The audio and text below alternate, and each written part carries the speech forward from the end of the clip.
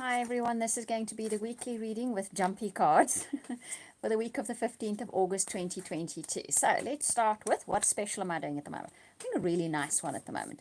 Like I say, I always do what I'm prompted to do, what I feel pushed to do. Not pushed in a bad way, pushed in a nice way to do. So at the moment, what I'm doing is the star signs that the readings fall across the month that it falls across. So I'm doing September at the moment. So Virgo and Libra, if you have Virgo or Libra, sun, rising or moon sign in your chart, you can email me with your birth date, and for only $10, which is less than half of what it would normally be, I will do your year ahead reading for you. So it's kind of a birthday gift. So please email me at theoracletimes@gmail.com with your birth date. Like I say, if you're Virgo or Libra, sun, rising or moon sign, send me your birth date and I will do a reading for you for the year ahead for only $10. Like I say, it's a birthday gift. I'm also still doing the reading of what one thing do you need to know for the rest of you that don't fall into the category that I just spoke about. What is the one thing you need to know? What is the one important thing that could shift everything? Is going to shift everything. You may not even know about it yet. That's also only $10, and you can email me at theoracletimes@gmail.com. I will put my email address in the description box below once this video is uploaded. But let's see what's happening in the next week. I'll always say if you tune into this video, there is something in here that is meant for you. Hi, Elizabeth. Okay, so it's for all star signs. It's for everyone that tunes into this reading. There's a message in here for you. It might be the whole thing. It might be one or two messages for you. So let's see what's coming up this week. Okay. All right. Interesting.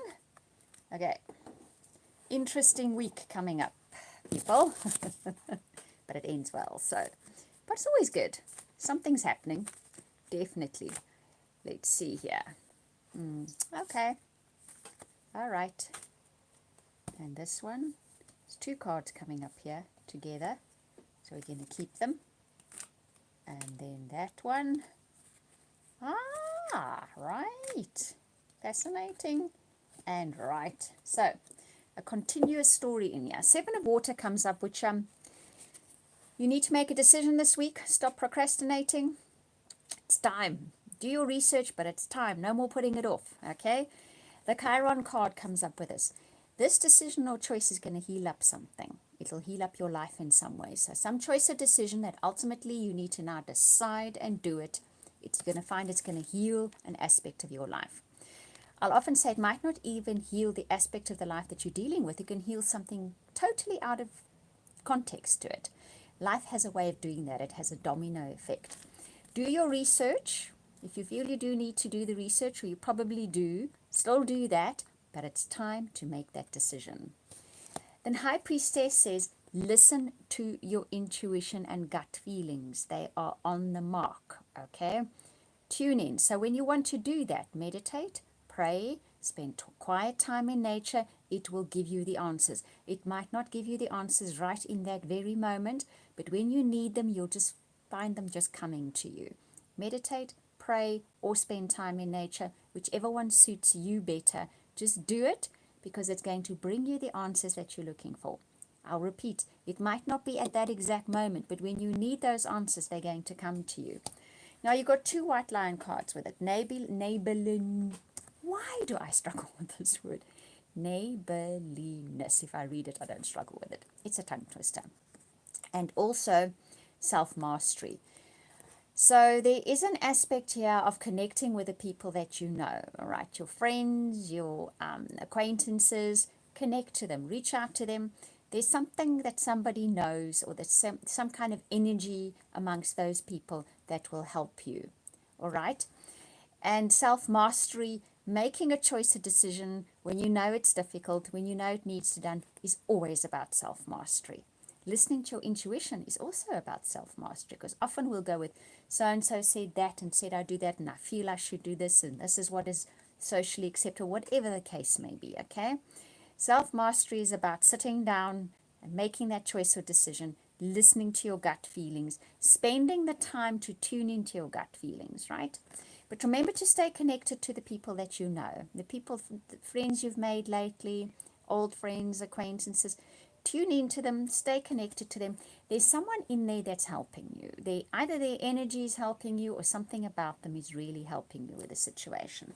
Then you got the Five of Water. This is so interesting. Now, for me, the Five of Water is something did not turn over or turn out the way that you hoped it would. But you're not seeing the positive side of the situation. Now, what's interesting here is you get the opportunity card with that. So that is saying there's an opportunity here that you're missing because you're so focused on what didn't work, okay, that you're not realizing the enormous opportunity that is standing there for you. If you just turn around and look the other way, or just for a moment take your focus off of what is not working, you're going to see that this has presented you with an opportunity. I'm hearing it hasn't just presented you with an opportunity, it's answering a prayer for you. Okay, it's answering a prayer for you. It didn't come in the package that you would have chosen, but it's answering a prayer for you. So your final tarot card and white line card before we move on to relationships is the Knight of Air. Events that occur at great speed and creative solutions and renew. By the end of the week, this situation has resolved into something completely different and it happens fast. And life renews itself. You have a renewed sense of energy, you have a renewed sense of enthusiasm, you have a renewed sense of optimism for life. Okay? So I'd say towards the end of the week, suddenly this goes. The creative solution comes up, suddenly things move ahead at quite a pace, and you're just going to have a totally different feeling about everything after that. Nice reading. Very nice reading. Okay, let's see now what relationships have in store for us. So, for all of you, there's a band of banded mongoose. Banded mongoose, you can look them up on the internet. Gorgeous little creatures. They hang around in big groups. They're communal creatures, mongoose. Anyway, so this lot come around everywhere, and people feed them, even though they should not feed them, because they can become a pest.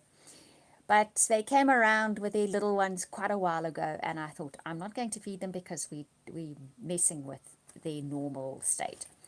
But the little ones just stuck around. So I thought, well, and they're carnivores of note. They eat bugs and frogs and scorpions and all that kind of thing. I thought, you know what? I'll chop up an apple and put it out because they're not going to eat it. But then at least they feel like, do the little ones now eat apples? The only mongoose in the world, possibly, I think, that eat apples. There's more than one of these bands of mongoose on the estate where I live. And I say they'd be about 30, 40 strong each band. The others, nah, they don't do apple. None of them do.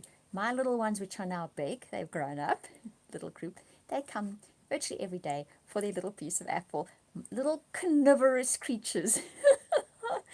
But the one thing with the apple is they're not going to break into a house for it. They're not going to bite you for it. It's not really their food. I think they just come for the interaction. Anyway, they're here now. They're drinking water. So once I've finished and they go and sit at the back window because I've trained them that as well. I don't want them thinking they're coming to the doors, even though we've got screen doors everywhere. I don't want them thinking if you come in a door. So they wait at the window, and I open the window, and then I throw out their little bits of apple, and their little faces will look up. I'll record it for you guys sometime and show you. It is so cute. I just adore them. Okay, so yeah, they came walking past the front window now to come and drink some water at the bird bath. They'll be at the back just now to have their apple.